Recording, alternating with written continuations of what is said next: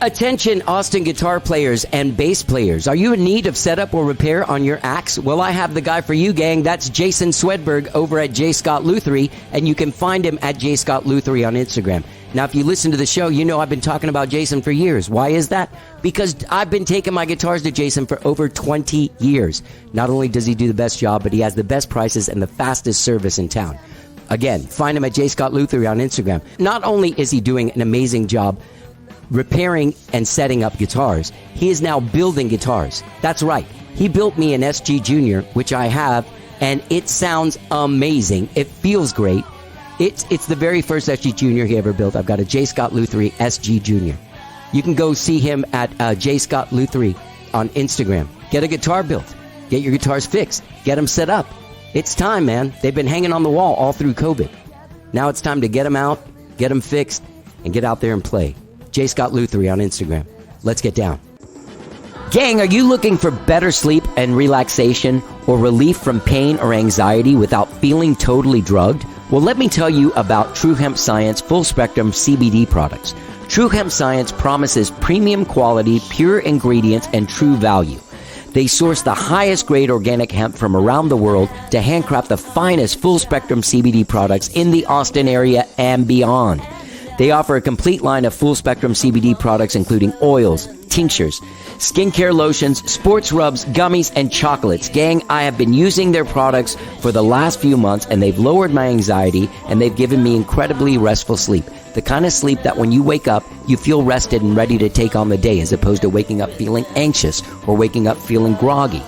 Well, gang, I have good news, too. How Did I Get Here has teamed up with True Hemp Science to bring you a special offer that benefits all of us. Spend $65 or more at TrueHempScience.com and receive 296 milligrams of their number 81 distillate, which is great for sleep or relaxation, for free. That's right, gang, for free. Just go to TrueHempScience.com/HDIGH. That's TrueHempScience.com HDIGH. Balance your body and mind with True Hemp Science Full Spectrum CBD products. Let's get down. And you may ask yourself, well, how did I get here?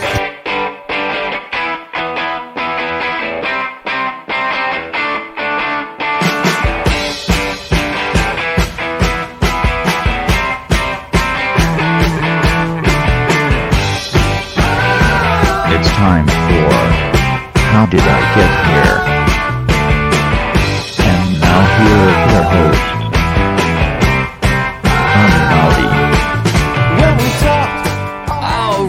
Hello, I'm Johnny. I'm your host. Welcome to the show. I hope you guys have all had a good week so far. It's Wednesday, so we're dropping 3 shows this week. That's right, baby. 3 big ones. Hey, gang, I want to remind you that Monday's guest, Caramelo Hayes, is having their record release show tonight, Wednesday, July 27th at 310 ACL Live. You can get tickets for it by going to 310austin.com. It's going to be a great show, and if I was in Austin right now, I would go to that show tonight, but I am not in Austin. I'm in Houston in my grandma's backyard, in case you can't hear the bugs and the nature and the occasional dog barking and the plane flying overhead. I came down to Houston to help out. I've been doing that for the last few months. For long stints, I've been coming. But I've been gone for the last 3 weeks. So I came down on Monday morning, and it's just been nice to hang. My grandma's doing really well. We had a really good time last night. We watched a bunch of videos, a bunch of music stuff, guys that she grew up loving. I was like, oh, we can watch whoever you want to see. We're watching Frank Sinatra, Dean Martin, Pedro Vargas, Rod Stewart, Kiss. We were just going through YouTube, like just watching a bunch of music, and it was a great time. She was singing along. She's been getting into like Instagram Reels. Isn't that funny? She's 99 years old, and she's like, yeah, my grandma's like more into Instagram Reels than I am. Like, she's watching them all day. She likes to see babies, and she likes to see puppies. So that's her favorite thing on there. So anyway, I'm here until Thursday. It's great hanging out with the fam. You know that. And speaking of families, I have a great show for you guys today. A great show for you today. Austin family band Madam Radar are my guests on the show. They have a brand new record out produced by Gordy Quist of the band of Heathens. It's called Speaks, and it comes out this Saturday, July 30th. And they are celebrating with a record release show this Saturday, July 30th at the 04 Center with Joe James. And there's all kinds of like special stuff. Iron Wolf Distillery, Iron Wolf Ranch Distillery will be doing some stuff there, I think. And Madam Radar has had a really great run the last couple of years. I'm not joking, man. They won 2 Black Fret grants, 2018, 2019. They did a weekly live stream from March of 2020 to June of 2021. They put out 63 episodes of the Madam Radar Saturday Extravaganza. And it's loved by so many people, and they just have such a good vibe, and they are like a family band. They are a family band. Like Kelly and Jace are married. Kody and Violet date. Kody and Kelly are brother and sister. See what I'm saying? This is just, it's a family band. They travel with their dogs. You can watch them on Instagram, and it seems like so much fun. It almost seems like so much fun they should have a Saturday morning cartoon. I'm not kidding. This record, Speaks, is fantastic. Probably their best record they've ever made. Great songs, great performances. I got to hand it to them and to Gordy Quist. They really came together and made a fantastic record. Now, one of the things, if you're a fan of Madam Radar, Kody is the drummer, and Kody can also play saxophone.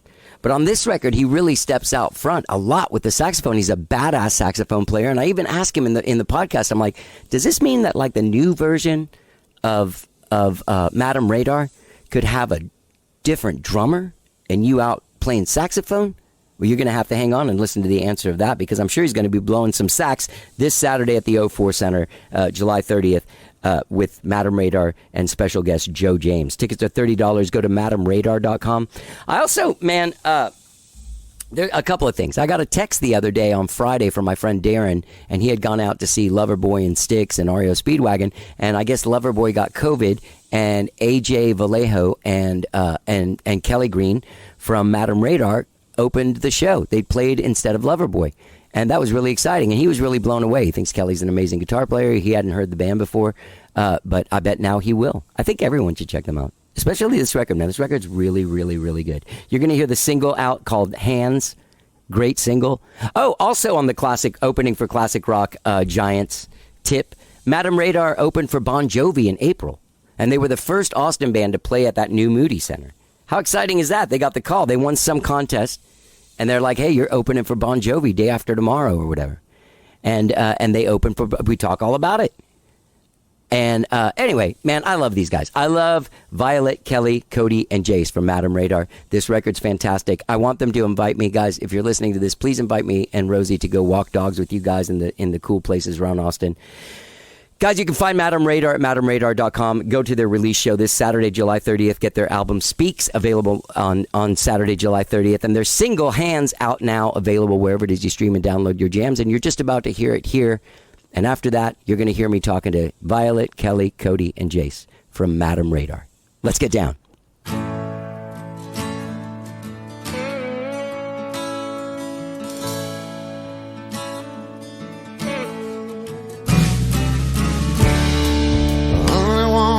Take time to hold my hand.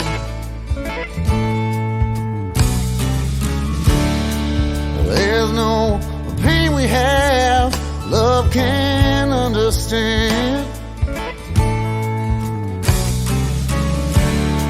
If you'll take the rest of me. I bet you're one of the most best looking bands in Austin. Do people say that?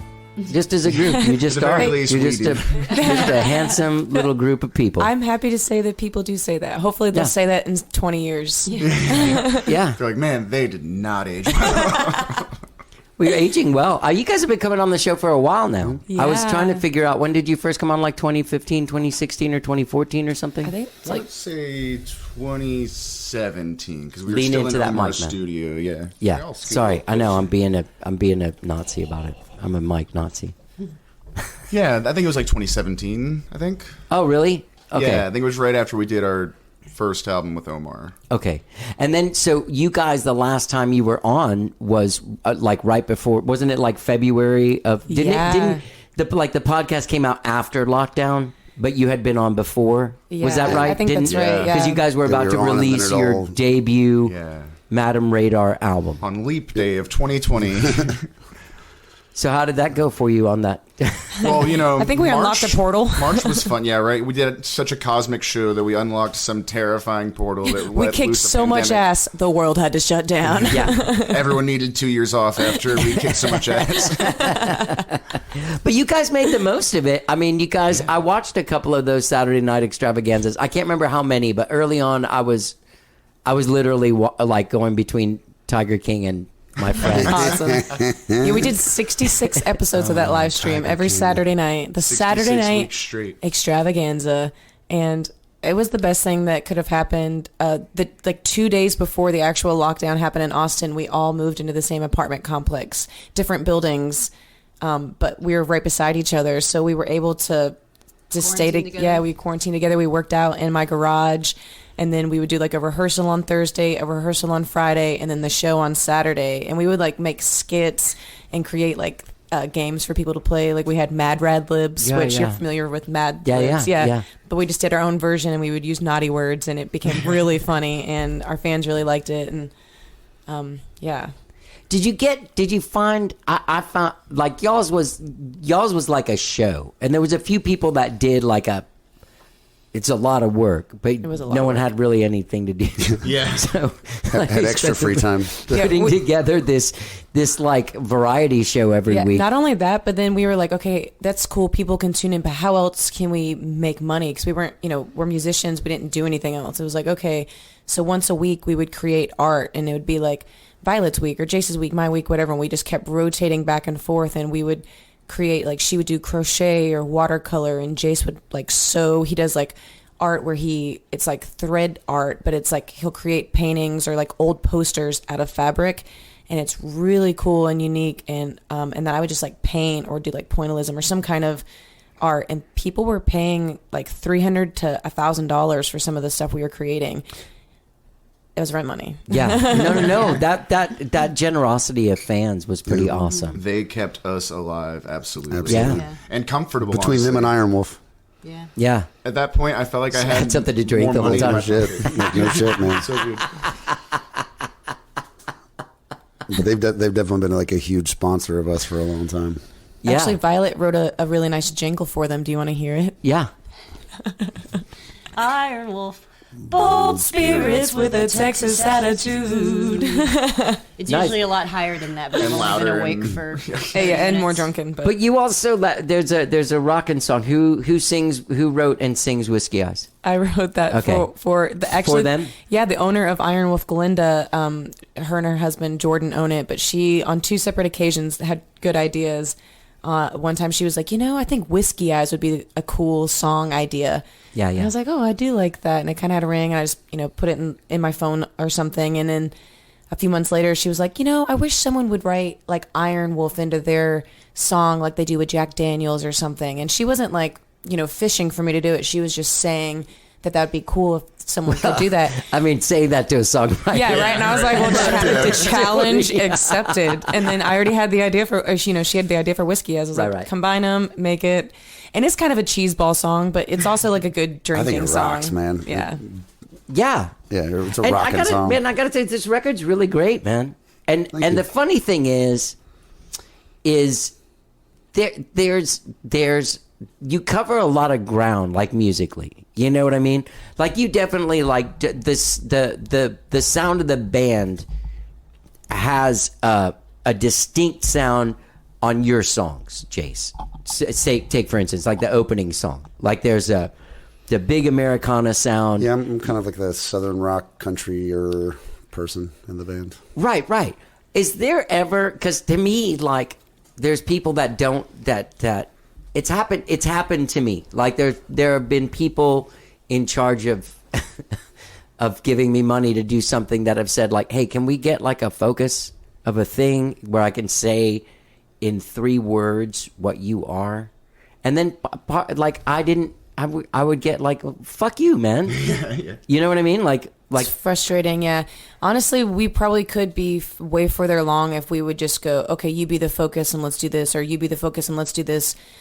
But there's not a lot of people that do what we do. Like, we're a 4-headed dragon. We all write, we all sing, And the thing is, when you come to a show, sometimes when you go to shows, it's like, wow, I really like this person, but you start to tune out after 3 songs if the songs start to sound the same or it's the same singer the whole time. Guilty as charged. And I think that's something that's really special, and I'm really grateful in our band is the fact that like when people come to our shows, it's like their interest, and they may favor one of us more than the other, but the thing is they're not going to get bored, and also the other really cool thing is, and that means we all get to showcase the best of what we have, right? So it's not like you're going, oh, here's one of my okay songs because I need time to fill. It's like, no, I get to play 5 of the best songs I've written. We'll bring it on, and then we all do that, and we push each other, and it's just a really good show. So it's like, where do you put that? I don't know. Here's a question I have for you in that vein, is that when you're choosing songs, how much of like your set or the record, like, is there like a, hey, we know what's good and we know what's like,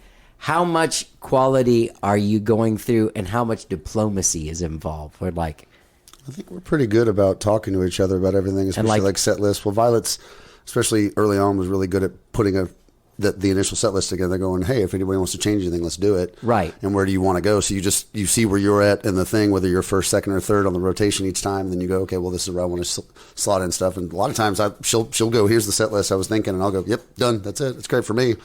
So it's like she's already picked some of my best stuff. So it's like it's fun. It's just, and then you get to, like she said, put your best face forward constantly. Like even when you're backing each other up, because you're like, oh, she's really into her song, and I'm into those songs too. So when it comes around to me, I want to make sure that I'm doing, something to. When I've seen you guys, there's nobody like checks out during somebody else's songs. Quick side note. Are you ready? Yes. Fucking great sax all over the record. Oh, thanks. Yeah, it was fun. Agreed. Second question. Is there going to be a point where I go see you guys play and there's a different dude playing drums and you're like fucking on the side? We have an album release on July 30th, and that might exactly be what happens. What? Really? Maybe not a different dude At necessarily. least for the sax song. We might have a different girl playing drums. Right. By dude, I meant all people. Yeah. She's a dude, yeah. We're all dudes. A female. So we actually already have an alternate drummer coming up. Who's the happening? Can you say who it is? I guess we've already told people. Yeah. Ashlyn Shanafelt from the Reverend Few will be joining us on the drums and percussion that night.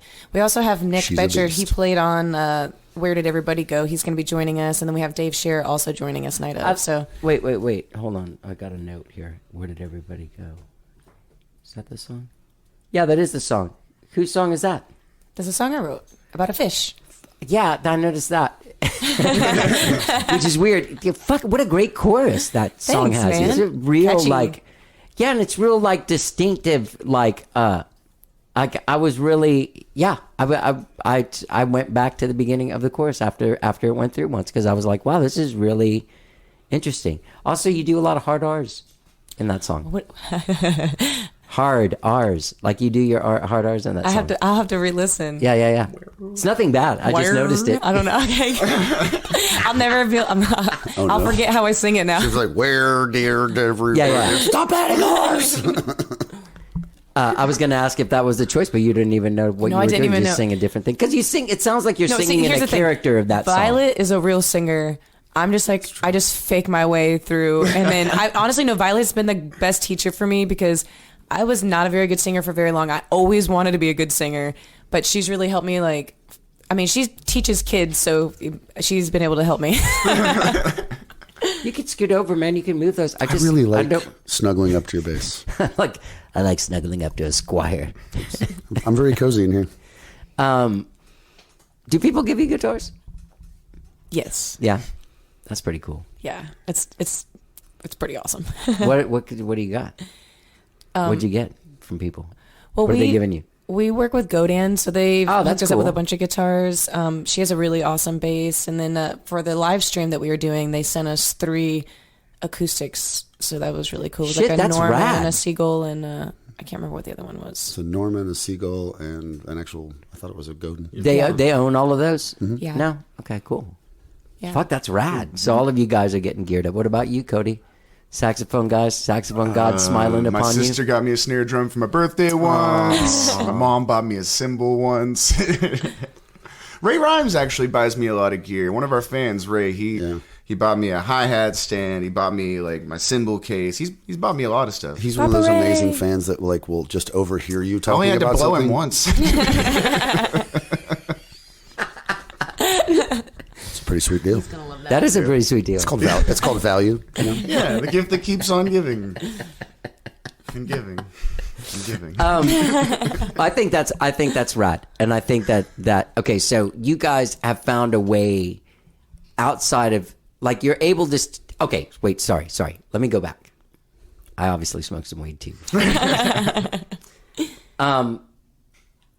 It's not so much the song by song thing. Like, you know how the White Album's a great album, but like the fucking, what is that album? Like, Yeah. how do you describe that album to someone? It's Awesome. yeah, it's fucking. It's Can it just be awesome? Is It's that an cool? adventure, yeah. Right, an adventure. But when you guys do have something that does supersede that to me, that you can be sort of as like going in any avenue that you want, because there's an overlying sort of family vibe that happens now, and now even more so. When did About a year ago, right About a now, year ago. actually. Yeah, yesterday was their doing it anniversary. Yeah. Why do I know that? I don't want to ask how you celebrated, but Doing it. I've never seen Violet look embarrassed. This is great. this is great. And also, Your words. This is a podcast. how did that happen? Because you guys have been playing together for years. Oh, we had barriers up for years. Like, Barriers. Just don't look at each other.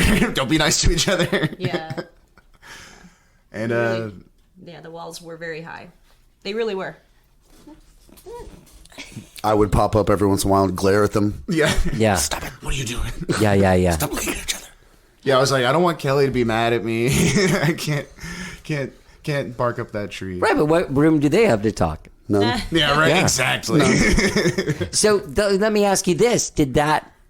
I mean, obviously, it's going to enhance the dynamic because now everybody goes to the same place for Thanksgiving, yeah. Very right? true.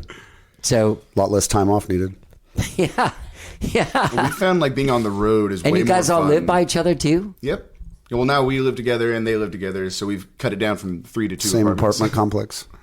Yeah. That's- and we swim together and play games and No. work out. Like it's really We actually kind of I don't spent know 4th of what July the together. hell. Yeah, No, All day. We actually really like each other a lot. Yeah, I We've been follow doing this you- for 6 years and Yeah. really hang out. I follow you guys on Instagram, and it is. I know that you guys have other projects too, but the one thing that I was thinking this morning on my walk that I think just from observing you over the last few years that I think is kind of gone from everything, and even though you do outside things. By the way, okay, sorry, what's wrong with me? You're a band. There's not a lot of bands that are as committed to the band. Like everybody that like this guy, yeah, he's the guy in our band, but he's also in 14 different bands. So I have to call him 3 months before a gig. Yeah, for sure. Yeah, Right. this takes priority over everything for sure. Right. And there's not a lot of bands that have that attitude right anymore.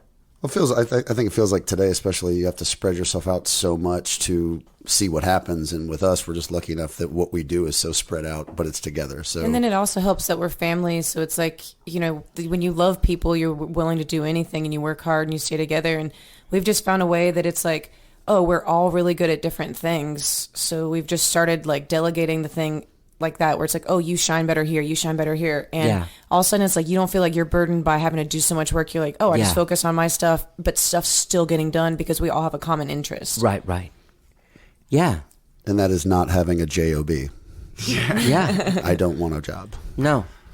By the way, I went to breakfast with AJ Vallejo Oh, nice. a few months ago. He's awesome. And you were having a single coming out, and he went in his car and listened to it, and it was fucking great. Yeah, he's a killer. Is that who you did when with it came him? to the studio? Yeah, I'm trying to see what we want to do together, and just I had some extra songs that there's old stuff that we're probably never going to use. I imagine that you all have extra songs. Like you have Especially to. these Did you know two. Violet put out a Halloween album? No? I did. What's going on? I should have. I didn't even think whenever I did it to contact you because I just don't do stuff like that. She's the one that's really proactive about that. So I should have contacted you. People should And I check did. it out, though. The Halloween Queen. It's on my Spotify playlist. It is? No shit. It's adult and children friendly, meaning like kids can listen to it, but it's not going to drive you crazy. It's That's not great. Like Baby Shark. Like it's Yeah. You know what's funny? I've got like a sister that had a kid. This baby, he's 4 now, but my brother's about to have a child, and my cousin, who's like my little sister, has a 2-year-old, and they've all come and been like, "Hey, what? What?" Because music is terrible with little kids. Like their music is terrible, and my parents were young and like didn't know American music because they were from Cuba. I grew up just listening to like the pop music of the era that they were listening to, and there's stuff that's like so much better than Baby Shark, like like the Beach Boys and like Yellow Submarine and Good Day Sunshine. Like that's all like fucking kids songs that are badass. Yeah, sorry, there's my commercial for badass kids songs. Okay, so what's it called? Songs from the Pumpkin Patch. Okay, Songs from the Pumpkin Patch. Congratulations, I will listen to it. You ever been really like setting up for a Halloween thing and you put on the Halloween playlist and it's like Thriller and then Monster Mash and then Thriller comes back on? You're just like, I've always thought Thriller was the shittiest song on that album. Like, over the top. Serious. Yeah. I think it's a shitty song. I think it's stupid. Yeah, if it weren't for the video, what would it be? yeah.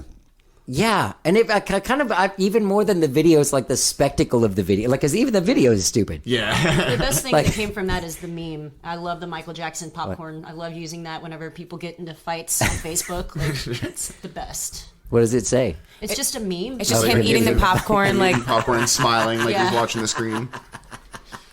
Yeah. I'm not like most guys. He wasn't joking. All right. He told us, I'm bad. You know it. I know it. Did you ever read? know. I read this book about Prince, and that Michael Jackson, when he wrote that song, he was like, "Hey, let's do this duet song." And Prince was like, "I'm not singing some song with you that starts off with your butt is mine." Like, it's just not. That's not what I. And it wasn't even like homophobic. It was like, and that's Prince just weird. saying that. Yeah, exactly. Exactly. Imagine that collaboration, though. That would have been pretty cool on that song. Could have been. Yeah. Yeah. I met him on that tour. I shook Michael Jackson's hand. It was real weird. Yeah. He was in the bookstore. Was it next the did door. you one get with a the glove? dainty handshake? No. Okay, good. Everything about him wasn't as weird as I expected it to be. Was it the And that's glove? what was Was it weird. the glove hand or the non-gloved hand? No, I can't remember if he was even wearing a glove. He was wearing a satin Houston Rockets jacket, and like his, his debonair like 40s hat Yeah. and his sunglasses, and he was reading Computer Magazine. I worked at Whole Foods, and some guy came in there and told his family that Michael Jackson was next door. And I was like, what the fuck? And the Bad Tour was in town. So I was like, hey, I'm going on break. So I went in there, I'm looking everywhere, and then I see him like kind of reading a magazine behind 2 dudes. And so I go up to the dudes, and I'm like, hey, can I get Michael Jackson's autograph? And I go, is that Michael? And he go, yeah. And I go, can I get his autograph? And they're like, no. And I was like, can I say hi? And he goes, sure. And he goes, hey, Michael. And Michael was like looking at a magazine, and he's like, yeah. And I was like, hi. And he goes, hi. Turned back around and read the magazine. It was Wow. fucking it makes the hair on my arms stand up. That's awesome. It's like, hey guys, I met fucking Jesus, who ended up being a child molester. Yeah, your hand touched baby dick. Like kind of. You've been touched by a smooth criminal. Why do I bro. feel like that's not the first time you've heard that? Kind of. That was just it was so fucking. I never expect such weird shit. Like I always expect you to be real quiet. Then you say your hand She's a touched wild baby card, dick. Yeah, she's definitely the wild card. Nobody says baby dick. That was so odd. Okay, Ricky Gervais ruined my. Okay. So the song. By the time this record comes out, I don't want to go song to song for a record that people can't hear. But I have to go song to song because some of these songs are real. What happened with Ricky Gervais? Why did he ruin your day? And it seems like it's about meanness and everybody be nice to each other. Song.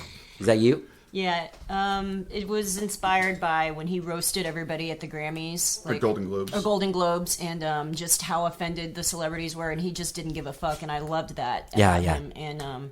And that, yeah, it's just kind of like about hypocrisy and people, just thinking that their shit doesn't stink and that they're entitled to a certain kind of treatment when it's like you're not. This is why I don't talk. No. That was great. No, That that's was great. Yeah, so. It's a great song. I love Ricky Gervais. Yeah. Or Gervais. Gervais. I don't. It's meant as like a tribute to him. He makes. Did you see the thing about the thing that he like his response to the Will Smith thing? Mm-hmm. Like someone was like, "Would you have made that joke?" And he's like, "No, I would have made fun of her lover." Yeah. Like, that guy's so mean. He's Yeah. brutal. Yeah, he's so good. Who wrote the song? Okay, there's these two songs. That Love Song. That was me. Great song. Thank you. A beautiful, beautiful song. Did you write it about Kody? No. Before us, actually. Yeah, it was before. We've been playing that Another one for a dude? couple years. That's all right, man. Here's the cool thing about this is this can never go sideways Fleetwood Mac style. Yeah, Yeah, no, yeah, it's right? Brother Thank and goodness. sister. Yeah. Or if it did, it would be gross. It would be really That's gross. Game of Thrones gross My right favorite there. thing too is that I don't ever have to worry about him checking out Kelly because they're brothers. I don't ever have to be insecure about So I'm that. saying this isn't Game of Thrones. Yeah. This is gross. Yeah. Let's change this. Let's change this story. The Ride. Whose song is The Ride? Yours as well? That sounds like a classic. It sounds like a song that I had heard before. It's got and I mean that in the best way doo-wop possible. soul. Yeah, it turned out way different on the album than it feels live, I think. And I really like the way it turned out. Yeah. Obviously, when we were live, we don't get to pull out the saxophone that much. And So the piano's just such a nice touch. Yeah. So Such a when great we don't touch. do that live. Is that Dave Scher? Yes. That's what I thought was Dave Scher. When I saw his name he's on there, I so was like, talented. that was him doing that. He did a really good job. Yeah. Fun fact: I actually hate that song. It's like my least favorite song. It's my What favorite What song. about it? Hate? Do you hate it because it's cheesy and Yeah. fucking, I just don't. seems easy? Yeah, You wrote Like, when it I came to you real easy. Yeah. That's because it's from fucking God, dude. So shut up and appreciate the fact that you wrote a good song. You fucking applaud this man. Yeah, we've been trying to just drill it in her. This is a great song. Yeah, that's a great song. Like you could show someone you could use that as an example of how this is how you write a song that you want people to like. Yeah. Or at least a very old guy named Johnny in his apartment with his lonely dog. Man, she's really gotten it together. Yeah, what a sweet dog. Dude, Girl Rosie. I have Studio dogs are the best. yeah. I've had ones where she's climbing on the people and it's crazy insane. Just for love, not out of anything. Tell weird. people to stop bringing ham in their pockets, Right. Johnny. That's exactly Why right. did you spray yourself with bacon before you came in here? That's how Johnny takes his payment. Pocket ham. Pocket ham. Pocket ham. Do you need to go back for that? No, I got a pocket. Somebody, I did this thing a few weeks ago at Antone's, and there was a lot of people in the backstage. Like it was more people probably back there than in the thing. And somebody was like, "Hey, I wanted to come on your show. What do you charge to come on there?" And you had to think real hard before you answered like, that. You're like, I can make some money off this. $150? Is someone charging for And this? pocket ham. I'm just a Yes. fucking idiot. I don't care if you hit it. I just don't want it to bother you. Don't be getting all up on me, bass. That's what she said. So here's another thing. Here's another thing I wanted to point out about the record is that there is an overall rise in gospel in the record. Is that? Am I right? Yeah. I feel like overall it has an uplifting feel, so I will agree to that. And there's a lot of harmonies. But there's a lot of gospel backing vocals more. Oh, like bigger, Yeah. like a Yeah, bigger yeah. sounding, like choir. Yeah, for sure. Stacking. Even kind of the way y'all. Oh, Radar Love. I didn't even get to that yet. Radar Love. That was fun. That's a fun one. Yeah. We finally got to record a cover. I mean, it says radar in it, so. Yeah, right. It's really became our song. I love Golden Earrings version, though. It's so good. But there's a thing that I equate with you guys, and that's like classic rock radio from like 1975 to like 1987.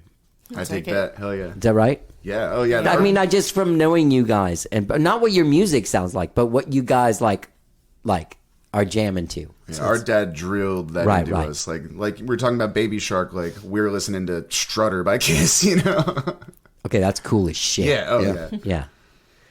I know a thing or two about her. Yeah. Oh, man. What a great band that is. Yeah. I'll never forget. This is so dumb. I don't know why I went to tell this, but we had all these tapes on, like Kiss Confidential and Kiss, all these different things like on VHS when we were kids. And Oh, yeah. I remember walking into the room and my brother and his best friend had like paused the video on tits. Yeah, that were there's in a the lady. video. She takes a beer can, puts it between her tits, and then crushes the can. And we would just rewind, play, rewind, play, just go again and again. That was the best. Like every once in a while, like getting to see a boob. I can't imagine what it's like being a kid now, where you can just access Oh my God. Titties. frog sex if you know want. what? Kiss, really, they're just so good. They were our first concert. I was 15 and you were 12 maybe, or I think we were younger than that. I think I was like 10. or maybe I was 12. Yeah, that's it. I was 12. He was 10, and we're in Atlanta. It's like pouring rain.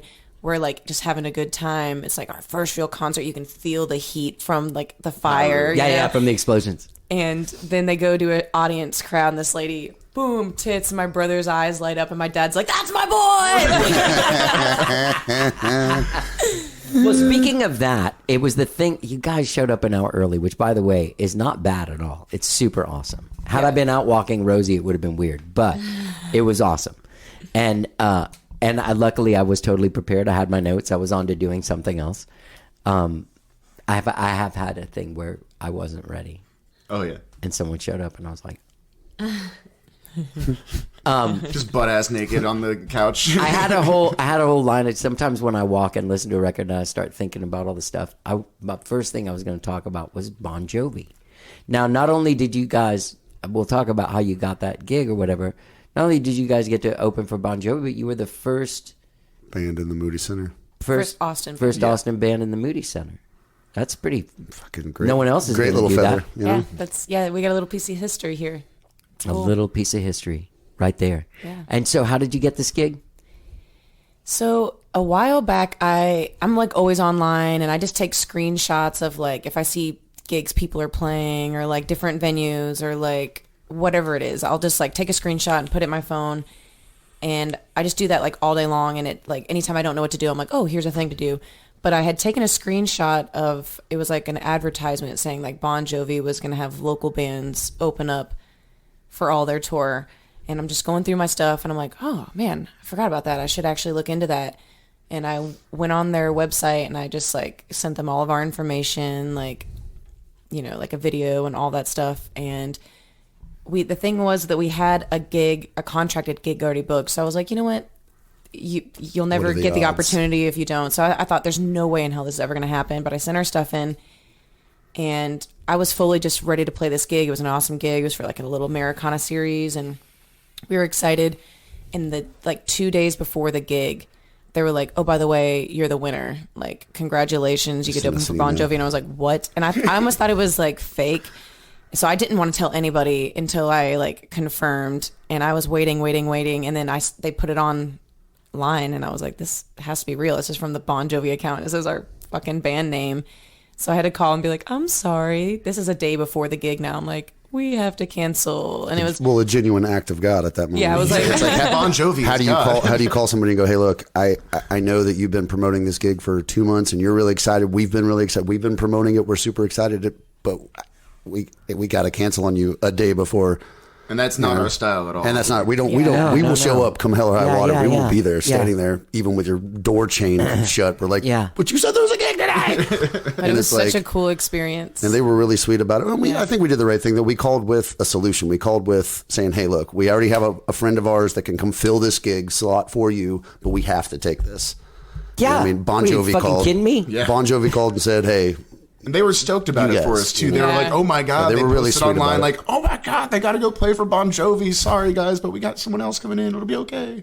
They were so sweet. But yeah, they made it amazing. But we also, like I said, we tried to call with a solution to the problem we were creating, and it worked out for all parties involved. How many people were at that show? 15,000 seats. Fuck me, dude. What'd you say? What'd you say? What happened? Did you freak out?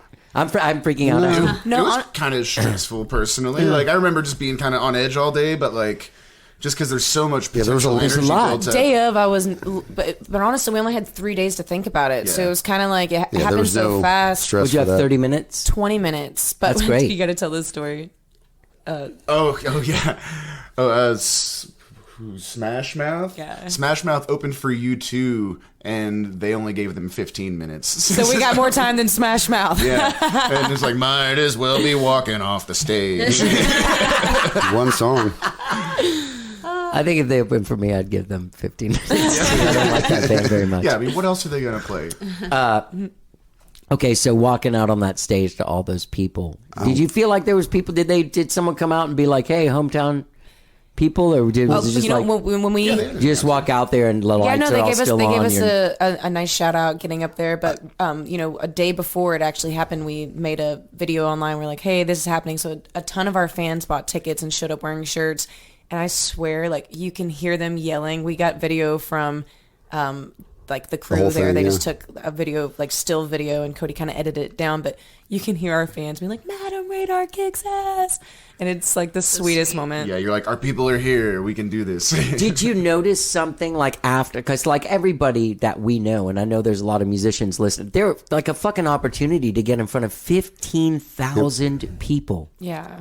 And like, did you get like a bunch of Instagram follows? Yeah, we did and get like just some. How did? I don't remember the exact number. I know we did pick up after that, and we had a lot of people. Like, people are still coming to our shows. Like, we just played a show in Houston, and this lady brought her kid, and she's like, "We saw you open for Bon Jovi," and they like took photos, and it was sweet because the girl was young, and it was like, oh man, like, you know, to see like a young girl be like interested in our band, because like a lot of our fans are. You know, middle-aged and older, and I love that because they like listen and they engage and they, you know, help us along the way. So that's great. But like, it's really cool to see like another generation be into what we're doing, and that just proves to me that like, you know, good music's good music, and people will resonate with it. Yeah. And you know, yeah. We had no idea she had submitted that. She didn't tell us anything about it. Like, so I was teaching my lessons in my little studio in my bedroom, and I was stuffed in there for about an hour, and I come out after my last lesson, and he had just written on a piece of paper, "We are opening for Bon Jovi on Saturday," and I was like, the fuck is this shit? Like, I like took it and I was like, what is this? Like, that's how I found out. Like, he had just written it down and left a note. Like, Like that Violet's mad. What do you mean? Like, what? I'm sure we're gonna have to load in much earlier now. Right. Yeah. Pretty much. Yeah. So here's a question, and now I'll preface it with this. Okay, I also met Bon Jovi once. Yeah. That's awesome. At a party, with the same guy mixed my record that mixed the "It's My Life." It's now or Nice, never. yeah. Okay. He's not as friendly as Michael Is it Jackson. Obie O'Brien? No, it was Jack Joseph Puig. Oh, okay. And I went up and I said, hey, Bon Jovi, because I noticed he was leaving. And for the whole night, he was over there. And, you know, I mean, what are you going to do? You're in the same room and Bon Jovi's just hanging out. But he's not like going like, oh, is that dude? And you're just kind of like, well, that's Bon Jovi. And then I saw him get his jacket, and I was like, guys, I got to go say hi. I got to experience the Jovi. So I went up and I said hi, and he's just like, hey. Michael Jackson was way nicer. Okay. Now I know Bon Jovi gave you an incredible opportunity. He waved at us. He did? Yeah, it was nice. they brought us out for. They basically, when we signed on, there was all these rules like don't take photos, no alcohol, like stay in your green room. We were just like, yes, whatever. You have to take COVID. COVID test when you get there. There was Yeah, COVID and protocols. yeah, it was like a drug free. right, They were really right. strict. And then we got there, and there was like wine in our like dressing room. They were like, take photos. You want a photo? Yeah. Like they brought us out to watch his sound check, and as we walked out, he finished his song and he goes, "Hey guys," and he gave us a really nice wave, and we got to meet his band, and they were all really great. Phil X was super fucking cool. Who's that? He's the guy that took over for Richie He's the lead Sambora. guitarist. Oh, yeah. Yeah, he's a beast. Yeah, he's a beast, and he was Absolute also just monster. like he was there when we were walking on the stage to like wish us luck and Yeah. congratulate us, and it was was just my really favorite cool. part. Yeah. Yeah, good people. So I'm going to ask you this question. You don't have to answer it if you don't want to. But I've seen a lot of footage of him on the road. And you don't even have to go any further. Here's Okay. the thing. I've seen a lot of people shit on him, especially on this last tour. I'm not shitting on him. No. I'm just saying Here's it's what I'm saying. pretty Here's bad. my what I've seen is, especially now, you know, algorithms. It's like we talked about Bon Jovi. He's like all over my phone now. So I've seen a lot of people shitting on him. But here's the thing. You know, I know he had like vocal surgery in the past. He's doing what he can do. His voice is not Bon Jovi in the 80s. He's a fucking 60-something-year-old man. Oh, yeah, now, of course. Now, past that, you will find a better fucking performer. Yeah. Bon Showman. Jovi ran from one Totally. side That guy to the was a other. showman He that looked night. beautiful. He was out there giving his all. And Yeah, yeah. honestly, he gave us Yeah. a good opportunity. So, of course, I'm going to He be in did. favor Yeah. of him. But I will say, whatever aside, he's not putting fake vocals out there. He's still trying to do his best. And he was such a showman. He moved that crowd. yeah, that crowd he- was in his hand. Yeah, they were well, so loving it. that's- Everything. That's what he does. I mean, he's but not still, Bon that's Jovi not. from the magic 80s, of the but Jovis. who's, You know. who is, you know? Unless I'm there, he's really just joking. I thought he stunk. Richie, I'm just kidding. Richie that night was very nice. He was very friendly, Yeah. and he was like, "Oh, hey, what are you doing?" You know, kind of guy. That's cool. Why are you standing there like an idiot? Okay, so Yeah, look, that there's that thing, and you see this stuff on YouTube, and you can't help but like watch it, right? Especially when it's the guy from The Darkness. Have you guys seen that? Yeah, I have. Yeah, He's kind of a dick. Yeah, but wasn't he just on drugs or something? Suck a nut. Like artists that are like so mean to like critique other artists. It's like, man, I do. It's Bon fucking Jovi. Like whether you like him or not, his That's a career, trailblazer. like it stands for itself. And he's a fucking older dude, and he's still out there kicking ass. So it's like, talk shit if you want, but you know what? He put 15,000 seats. Yeah. He filled all of them. So it's like, also like over there, like in England, and I mean definitely in England, but like in most of Europe, like he's even fucking bigger than here. Yeah. Like. It's It's weird. Everybody on the planet pretty yeah. much knows who Bon Jovi is. And he went through a drive time here. Like I remember going to England and to Europe in 1996 or something. Yeah. And like being like he was on the cover of a magazine, and that he was not on, like in 1996, people weren't being like, Jovi's coming. Yeah. You know what I mean? Like, but he really, I mean, look, that guy worked his fucking ass off. Yeah. yeah. He's a rock star, like legitimate rock star. Yeah. Honestly, like I just Also sold like 80 million records or something. No, that's the thing. Like, my brother and I grew up in the woods in our.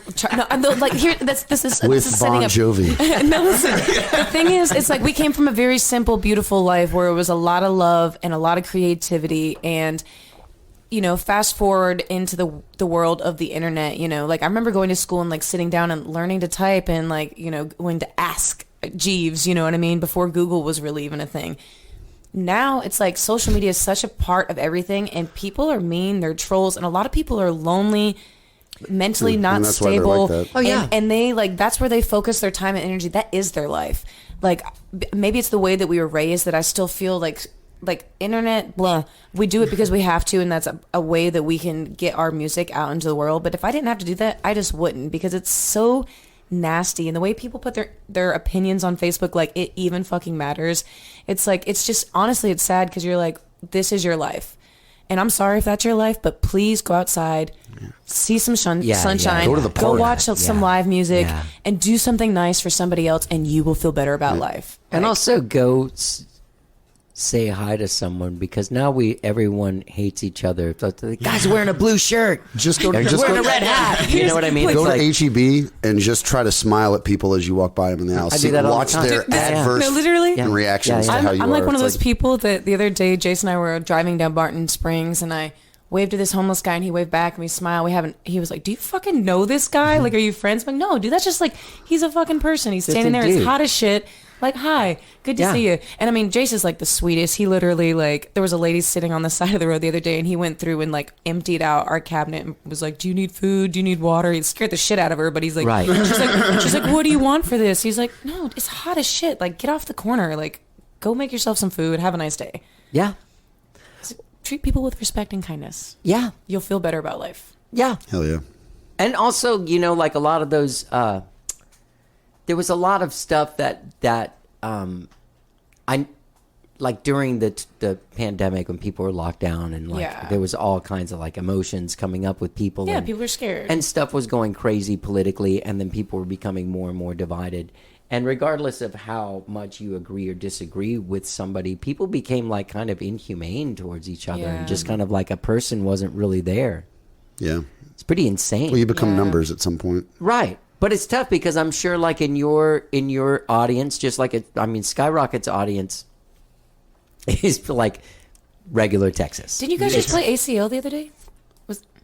Oh, we Or played at Moody? Moody Theater, Yeah, yes. what was that? Just It was a private thing. We actually play there like a couple times a year for private stuff. nice. It's funny though, because people are like, dude, I never got tickets. And you're like, dude, if we played fucking Moody Theater, you would never hear the end of it. Like, of course we would let people know. Like, they're like, I didn't even see this advertised. You're like, well, you would. And like, it would be on our thing every day.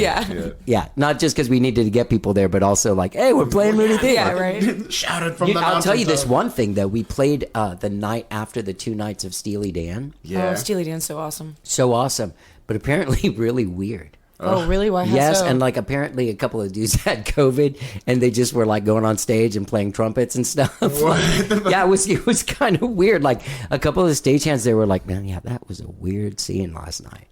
Oh my god. Like, yeah, That's terrifying. they're like, "We're pretty sure that a couple of those dudes had COVID," and they're just like, "Dude, you got to play horn tonight. I don't care what's going on." Whoa, that's weird. That's been a tough thing, you know. Like, I mean, you guys easing back into it. It's been a tough for our band being a 7-person band easing back into it, but it's been a tough sort of like call, like coming back into playing live, especially you guys, like, and Skyrocket, like that. We don't. It's not our records that make our living, but we make a living going to a The Bon place. Jovi show was the first time that we had, I don't want to call it a scare because I wasn't worried about us having it, but it was one of those, we got there and it was a COVID test and there was like, so you're sitting there swabbing going, well, God, what if I somehow come up with a false positive? Does this mean I don't get to go on fucking stage? And they throw me out of the building by my, my hair because they're like, get out of here. You know, we waited to like really as long as we could, and then when we came back, we started just doing like outside things where it was kind of like open air and like you felt somewhat safe. And then, but then we picked up. Violet and I had the Pack Saxon Thursdays where we were like a residency, and that was kind of like getting back in when we were first really like and it was small audiences. Everyone would be masked at first, and then you start seeing the mask go, and then people start filling in. Now it's just fucking packed. It's like. Every freaking Thursday, that place is slammed, dude. 6 o'clock, it's insane. People are showing up early now. Yeah. Really? Yeah, they're like finding their seats at about 4:45 when they open the doors. That's one thing that you guys have been able to do as a band, and I feel like that translates also to what you guys, like before PAC started, you guys have an audience of people that really love you. Like you have fans, like fans. Yeah, that buy we're you fans of instruments. them too. I think that's how it works. Like, well, we're just really nice to the people that support us. Like even the people you're like, I don't know about that guy, but I'm going to give him a hug. Well, they're diehard. They come out to some of your shows where it's like and he and I've had a couple of these. I know they have too, but he and I have had a couple of shows where it's 102 degrees outside. We're not in the sun, but we're outside on a concrete patio. And there's some people out there eating food and they're trying to have, but it's a family thing and they're not paying attention to us. And but then two of our people walk in and they sit down and they're buying us drinks and they're tipping us and clapping everything. And you're like, man, they get the whole room going. I love you. And it's always, the ones you don't necessarily expect. And but they're like, I love you guys. Just want to come out and support. Well, they'll buy like $150 ticket to Bon Jovi to see you guys play. And a lot of it is because they've watched you. And they want you on that stage. So badly. And they want to. So badly. There's no fucking way that you guys are going to go play at this fucking place and they're not going to be. If they weren't in Shout town, out to our fans because they helped us raise like $35,000 to make this album and promote this album. And like honestly, it's like we wouldn't have been able to do that without them. I don't have $35,000. Did you do like a Kickstarter? No, we did a private. We did grassroots. Just went to them person we to person. asked people in person. We're like, hey, would you be interested in this? And we would get like somewhat of big donors, anywhere from like $1,000 to $5,000, and then we just put a kind of a crowdsource thing on our website. We just encourage people to go to our Venmo or PayPal, donate what they could, and it's like with no real promise of anything back other than we're going to create something. We're going to make this album. We're going to put it out, and it's going to be because of your support and help and belief that we can do this. And we raised, like she said, $35,000 to be able to put all this together for promotion this time. That's really fucking great. It was amazing. Yeah, absolutely amazing. And you guys got back-to-back Black Fret grants, right? We did. Yeah. Small grant and the large grant. Well, the large grant, funny enough, is what gave us the courage to go into that live stream and hold on because it was like Black Fret was super cool. Whenever they found out everyone was getting locked at home, they just released the grants to everybody. They didn't make anybody play shows or do any charity, which we love doing. Like we're fine with it. But it was just so wonderful of them. Yeah, because you were like, well, I physically can't go out now. What do I do? And they were like, here's your money. And we were like, oh, well, that's great. We ended up buying a really nice board and some of the gear we used to do the live stream. We were very smart with the investment of it, but it was definitely at first, especially when it hit and everything's coming down. And we were like, what are we going to do? All of your shows get wiped out. You're looking at your expenses going, well, and of course, your apartment complex goes, well, you can't stop paying your rent. We'll evict you. Yeah. And you're like, that's actually what Violet wrote the ride about. Oh, really? Yeah. She just when I thought everybody was gonna die. Yeah. What did you say you used to do? You would go to the grocery store with you'd still bleach your stuff. That's right. You didn't go to the store. Yeah. Oh man, remember those days? I don't miss wiping down the groceries. That was the most annoying thing in the world to me. Yeah, I was talking to my brother about this. We were just kind of talking about how like there's like a general mistrust of like the CDC or whatever anybody's going to tell you now, and it's not. I mean, I totally understand it. I still listen to them, but I do understand. Like, you know, you're like, well, how long is this fucking thing? Because then there's like all that weird shit of like, oh, when you walk into a place, you have to wear the mask, but when you sit down in the same place that you're walking, like, are you fucking kidding me? Like, what the fuck is that shit? Like, come on, man. Nonsense. It doesn't make any sense. And then the wiping of the groceries, and I was scared. I was scared of everything. I had plastic gloves in my car, and we would literally come home and in the garage like strip our clothes and put it in the washer because we just had no fucking clue what was happening.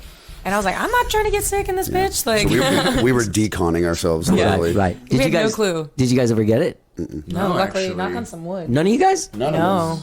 I was the last one to get vaccinated. Literally, for the first year and a half, we didn't leave the house.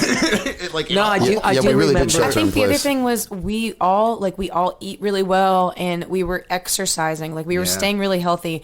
And it seemed like everyone that was getting COVID was either like tired or overworked or like maybe just really just around it where they were, you know, like direct contact. And because we were staying away from people and then also really just, you know, taking our vitamins and taking care of ourselves, like I felt fucking great. There for 2 was. years. I remember looking at because I was looking at social media every day, and you were like, you guys were having like your yoga thing. We used it as quality time. I Yeah. mean, it really was like and as you know, like I said, part of that was the Black Friday grant allowing us to go, okay, if for some reason it does continue to de-escalate into But madness. yeah, I mean, it's not like that Black Fret grant is like fucking $800,000 or something. No, It's true, like a but pretty it's finite enough amount to of buy money. you a couple months worth of rent if you all split it up and go, okay, this is what we have to. If we have to use this for this, this is because we were looking at it going, this is promotion money for the album.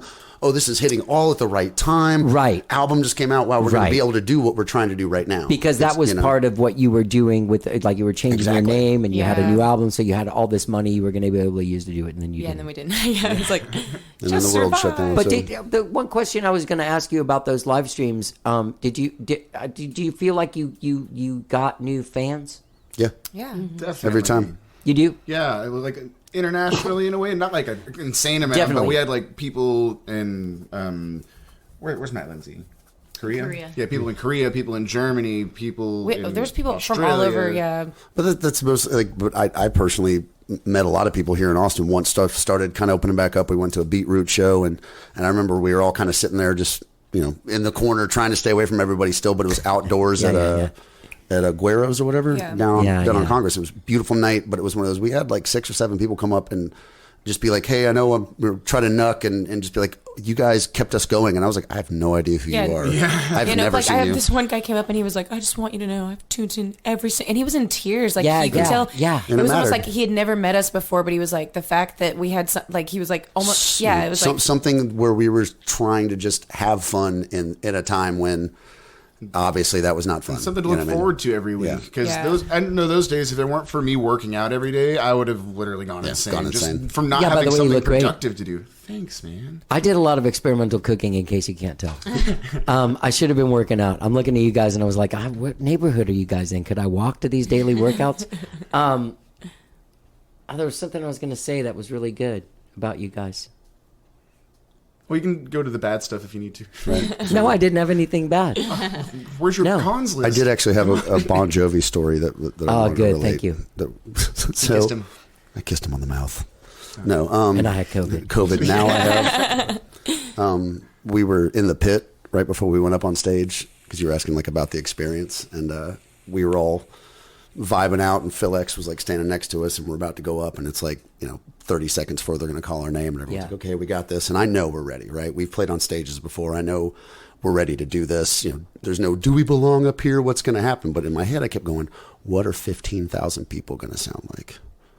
Because we've got our standing ovation at the Moody Theater. That was the biggest room I'd ever been a part of. And, it was just the eruption from it was just so amazingly overwhelming. Yeah. But we're gearing up, right? I'm like, what is this going to sound like? Okay, here we go. And you hear, ladies and gentlemen, Madam Radar. And I don't know about you guys, but all I could hear was, yeah! And we go running up the stairs and we get up there and I'm like, and I can see the couple of people that we have, but they're so far back, all it just sounds like is... That is the surprising thing about like the room like that is like Moody Theater's like really kind of, everything's kind of up on the stage. but in a fucking it was far enough back arena. you just It's like couldn't hear anything. everything. But then you can hear yourself, like when you sing, like it ping pongs back at you. The ricochet or whatever. Oh yeah, It was so. It was almost like a weird like delay or something. It was but it was weird. Cool. I was in a band, Endosheen, a long time ago. Do you guys know Casey McPherson? The band Alpha Rev. And this guy Nathan Harlan. No, I'm sorry. They had a band anyway, but we did some shows like that opening for some big bands, and the sound is weird. Yeah. Yeah, we tried to do our monitor mix the way we would normally do it. It's like, I just want my own vocal because we're going to be able to hear each other's anyway. But on a stage that big, it's like, the sound just gets swallowed by the space. And like, oh, shit, I really wish I had asked for some acoustic guitar. Well, imagine a couple weeks before or something, you're playing at fucking Pootie's. Yeah. Like, you're not asking for kick drum in your monitor, but you can't even, like, he's back there like, down. you're I'm like, sorry. hey, hit the drums. Yeah. I'm like, you okay? Yeah. Hit him. So you guys are doing this 04 show. That's the 04 July Center, 30th. July 30th, with Joe James. Yeah. I've been hearing a lot about him. Is he a new guy to town? Is it what's going on here? I think he's been around for a minute, but he's just doing well. He's got a really cool thing. This is actually the first show we've played with him. We've met in passing, but we didn't even know him really that well. But we just wanted to kind of branch out, and like it's always cool to Yeah. just I don't know, Not meet have new the people. same people that came to the show with their I know, but totally he has understand. like a cool vibe, and I feel like it's complementary to ours, but it's different. And we wanted something where there, listener fatigue is such a real thing that if you have like we played a show a while back at this amphitheater, really great show outdoors, but it started off with an 8-piece band and it came to us, and it was like we kicked ass, but you could just tell people were like, okay, I'm tired of rocking out now, like I'm ready to. And so we were like, okay, how do we find someone that's going to bring an energy that gets you excited to want to watch more music without...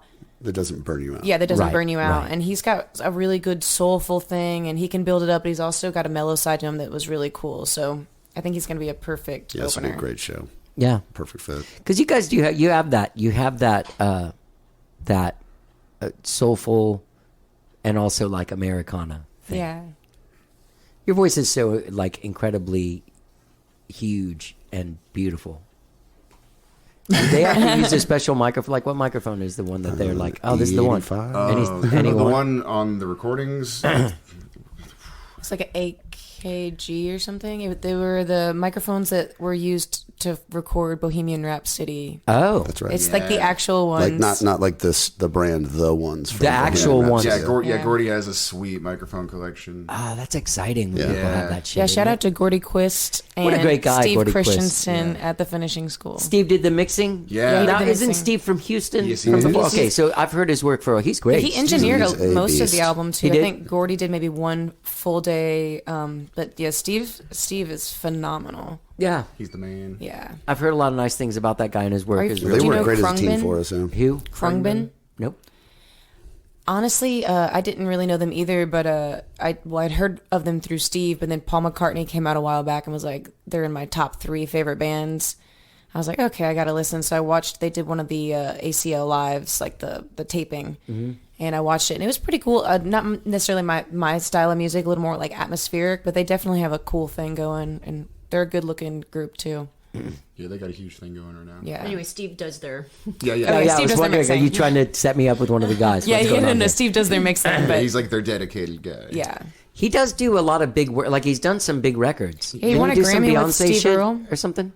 I know he won a Grammy with Steve Earle. I'm not sure who else he's worked with really. No, it's the guy that he worked under before, whose Gotcha. name is escaping me. I'm Dan not sure. something. I'm not sure either. I'm sorry. Yep, a guy. Well, this podcast has gotten really bad. Okay, so this show is Saturday, July 30th at the 04 Center. There's going to be some the Iron Wolf. Yes, drinks provided by Iron Wolf Ranch and Distillery. Just What is that? West of Weird. They're going to supply free drinks for people, or no? I believe there will be certain amount? a certain amount of drink tickets, and then it'll be like a little card scan. It's there. $30 to get in. That's an for- upscale. That's like a step up, right? You guys. We're fancy. Yeah, we doing this shit now. Now, how does that translate? Like, what happens? Where do you go for? Like, what happens? Like, you guys setting a precedent? Like now, we're gonna play like less in town. They're gonna be bigger. Or is this just we're trying to do more shows. We've honestly, because we are still doing this full time. Yeah, we break off and like Violet and I do a duo show and the guys do a duo show, and that covers a lot of rent money. And then for shows we're like we're just doing shows now. We don't play a lot of covers. We don't play a lot of bars. Like unless it's like a listening room that happens to be a bar. Like the Saxon Pub is a great venue. And all. You guys just played there Saturday? Yeah, it was a great show. But that's that kind of stuff. We just want to do more, what everyone wants to do, more fairs, festivals, and then showcases. So that's the goal, and we're just going to make it happen. I kind of felt like that too. Not that I play on my own all the time, but like when came out of lockdown, I had recorded some songs and written some songs over lockdown. And when I came back, I was like, I want to do a thing at 310. Is that weird? Like, that's where I want to play. Yeah. I don't want to play at a bar at a thing where you see me leaning against a thing before. Like I want to go where other old guys are playing. Yeah, glamorize it. Yeah. See, yeah, that's a beautiful room too. Well, you put on an event, man. There's nothing better than the reciprocal energy of an audience that's there to listen to live music. We've also been branching out and doing like weird stuff. Like we had a camping party, and then we did a boat party, and we're just trying to find different ways that's that we cool can. as shit because you have to. Yeah, because you have to because it almost like being a fucking band that makes music anymore. It isn't enough. No, you gotta but what else do you do? Oh, I have an exploding eyeball thing. Yeah. That I see as well. Oh, we'll come see spectacle. you. Oh, we're wearing short shorts. Well, I think there's got to, like I said, there's got to be that reciprocal celebration. It's great that you love that your fans worship you, but if you don't somewhat worship them back, and that's a weird word to use, obviously, but like you have to want to give your fans and friends entertainment, so it begins.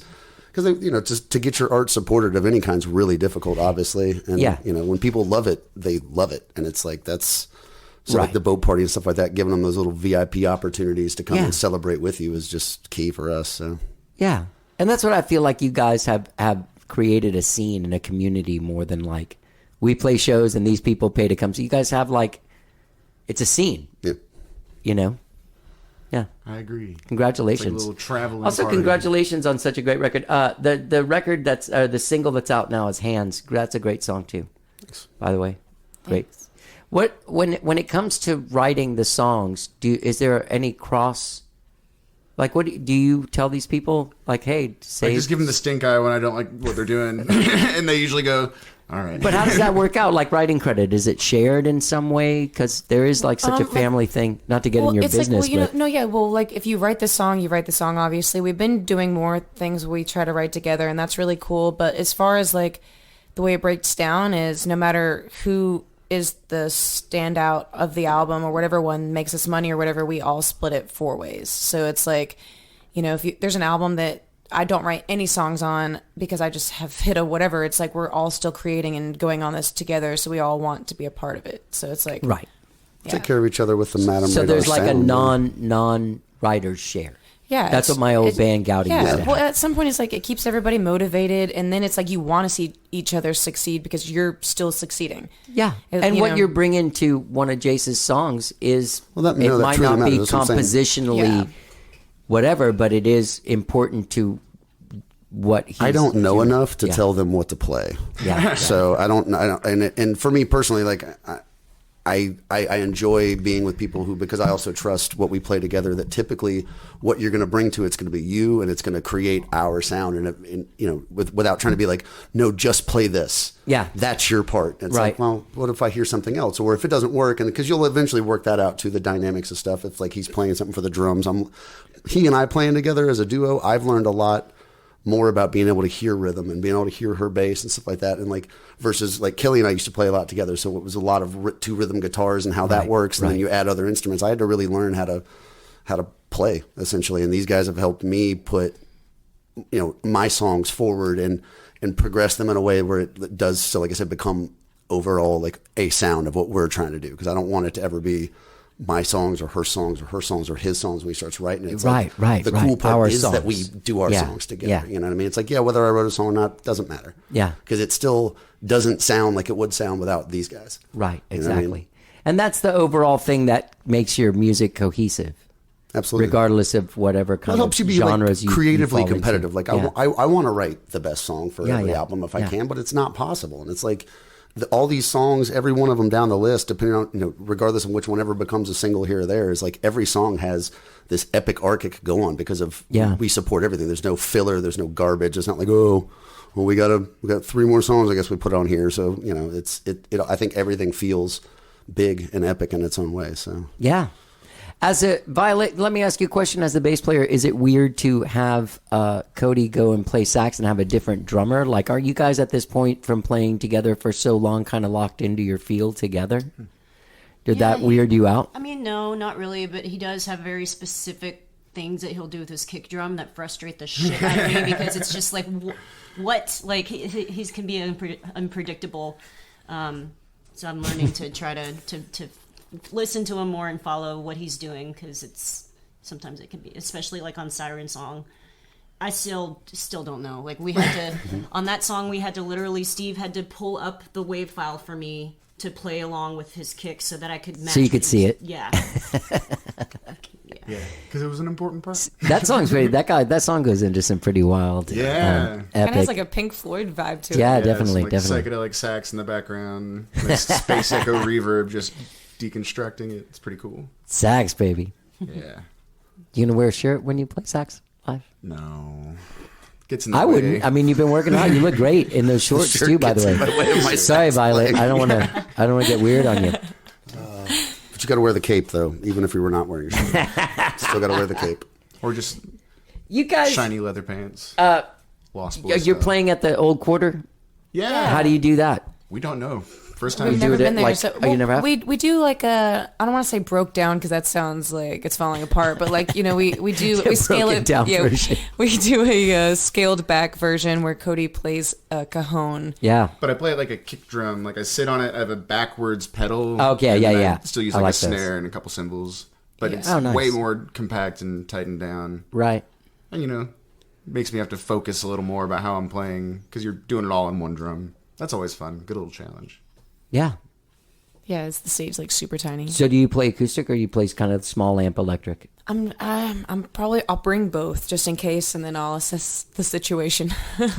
Do you? I saw you played with why am I drawing a blank? Steven. Yeah, that the other was night. So much fun. I love that dude. I had no clue what to expect, and it was actually really sweet because the whole band came out and supported me, which made me a little nervous, but also was like, awesome to see everyone being, supportive of something. And I had no clue what he was going to do, and he's funny as hell. He's so funny. He's so funny. Nice guy. The whole time. Yeah.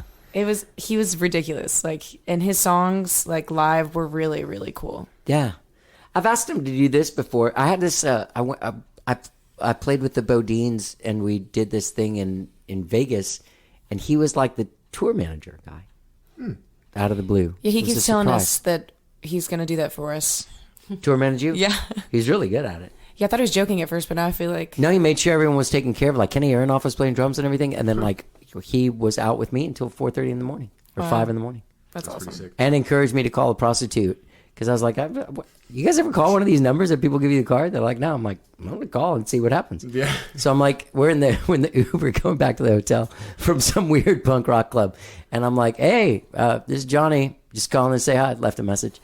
The next day, I'm in the Uber on the way to the airport. And my phone rings and it's like some number. I'm like, hello? I'm like, hey, sweetie, how you doing? It's like, was it Steven? Yeah, Steven. No, him and Bucka Allen were with me, and I was like, let's say this chick called me, and they're like, you called her last night. I was like, I did? They're like, yeah. I was like, oh, yeah.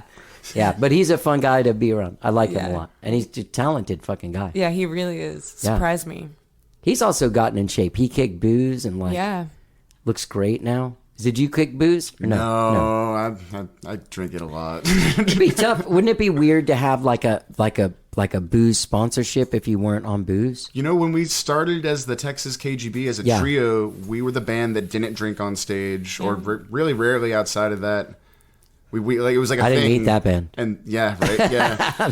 We had like 3 people in the crowd. They're like, "Oh, you don't want to drink with me? Well, I guess I'll go home." And that's how it started. Yeah, and then here we are. Yeah. Yeah, well, at first we just wanted to be like really serious about it, but then it was also like, okay, well, we can have fun. But the thing is, there's nothing worse than a band being sloppy because they've had too much fun. That's what I was going to say. It's like, you guys it's don't. like have a drink at the show, but party after the show. Yeah. And then don't let today's party ruin tomorrow's party because that sucks too. That's exactly right. Yeah. So you're going to Galveston. You're playing this place with it. Do you know Tony Camel? Yeah. You know, dude, that guy put out this record, but he also had a podcast where he like interviewed people from that area. Oh, I didn't know that. It was fucking awesome. It's mostly about Old Quarter. Nice. Pretty interesting. A historical place. Yeah. Have It'll you be played fun. down there before? Like, I've do you know never what played. have you been in it? I've never played in the Old Quarter. Man, I'm excited. I haven't spent much time in Galveston. No, I've spent a lot of time in Galveston, even a whole month during the pandemic. Oh wow. Yeah, my grandma got a house there, but I didn't go out. Yeah, Just fair. hung out at the beach. I mean, that's killer. Oh no. Yeah, right. Yeah, it was terrible. We had a hot tub.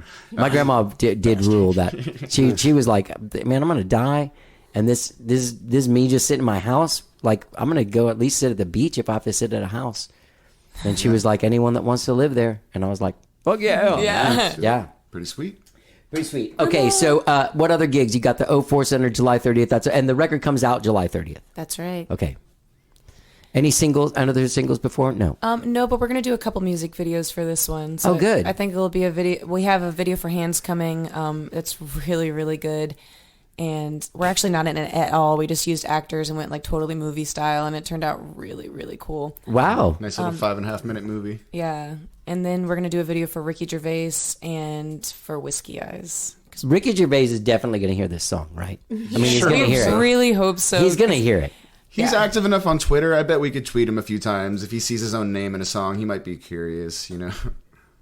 I would hope. We love you, Ricky. Yeah. You should. Congratulations. This is really like your best record to date. You're on the I right, agree. you know. Yeah. Thank you.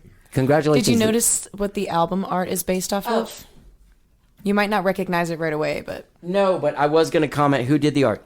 Brad Bond. I love Brad. He's freaking phenomenal. He's a joy to work with. The album cover art, actually, Kody came up with the name, but it's based off the old Zoltar Speaks stickers that you'd get. Oh, like that's right. Yeah. Okay, Yeah. yeah, because you got the little, Yeah. Zoltar Speaks. Yeah, he's great. He did that crazy guy thing over there from my Yeah. 800 thing. Yeah, I can recognize his art now. Yeah. He's got a style for sure. He's also got like He some did that straight shit too, like yeah. that. He did that, yeah. Yeah, we actually met him at a gig at Mood Media, and he just created a poster for it, and we were like, wow, that is really cool. Right. And That's then we where I did- first noticed his stuff from we those started Mood just Media shows. Yeah, man, and now it's like he's like my go-to guy. He's Yeah. great. Yeah, he's great. There's like a great movement of fantastic, like Billy Buck. Oh, I Yeah, love is- this. I he's love great, loving the too. work that she's doing right she's now. awesome. Is like just fucking great. Really talented. Yeah, Yeah. Sailor Poon's a fucking awesome band too. Sailor Poon is an awesome band. I love some just wonky saxophone Oh, yeah. with just some balls. Dude, you guys should do a dual saxophone single. That'd be cool. Okay. There's an By the idea. way, also Kody, that great sax on the record. Seriously, all of you guys, great singing, great playing, great bass. man. You're a fucking great bass player. I wanted to have I didn't write it down, but when I was listening to it, I meant to write it down. But there's one of the songs where at the end you go into like these runs that are Where did everybody go? probably Is and it it's like like the disco lifts be the like, whole fucking thing. Yeah, great job. Thanks, man. Yeah, everyone, fantastic. Madam Radar. Thanks, John. The record speaks. July 30th. Single Hands out now at MadamRadar.com. Thanks for having us. Good. Thanks for coming. We did a Take the rest of me. I'll do the best that I can. Jace, Kelly, Kody, Violet, that's Madam Radar. Their record, Speaks, drops this Saturday, July 30th, and they're celebrating with a release show Saturday, July 30th at the 04 Center this Saturday. Get your tickets. Go to MadamRadar.com and do what you need to do to get involved. They're playing a bunch of shows, I'm sure, for all their stuff. They're heading out, I'm sure, back to Georgia. There's a lot of stuff going on with Madam Radar. You got to go to MadamRadar.com to find out how you can get involved with it. Their album, Speaks, great record. Check it out. If you live in Austin, get tickets, go to the show. You will see me Saturday, I believe, at the show. I believe I will be there. I believe I will be there. Does that sound funny the way I say that? I believe I will be there. If you see me, come up and say hi. Say, hey, I heard these guys on the show, and I'll give you a high five. Maybe I'll bring some stickers with me. Okay? I want to thank these guys for doing the show. I really do love them a lot. They're sweet, sweet people. Invite me to walk dogs and find them at madamradar.com. Pick up their record Speaks, available this Saturday, July 30th. Go to the show at the 04 Center this Saturday, July 30th. Have a great rest of the week, whatever it is you're doing. I'll talk to you Friday. Let's get down.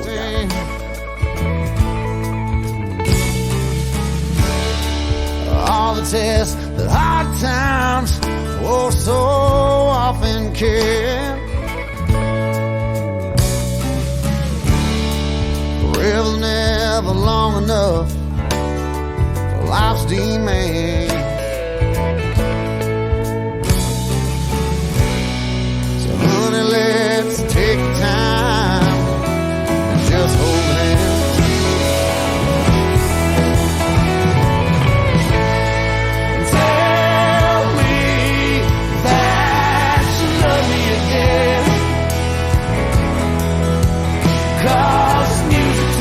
Tearing down my fears, rolling through the years, take it back to where we began.